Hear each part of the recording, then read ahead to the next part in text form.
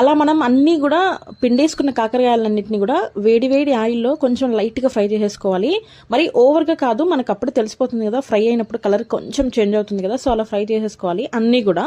So ఇలా fry చేసుకొని పక్కన పెట్టేసుకొని, సో ఇంక ఇది ఆయిల్ ఎక్కువే ఉంది కదా, మీరు కావాలంటే పక్కన తీసేసుకోవచ్చు. దీన్ని వేరే కర్రీలో కూడా వాడేసుకోవచ్చు.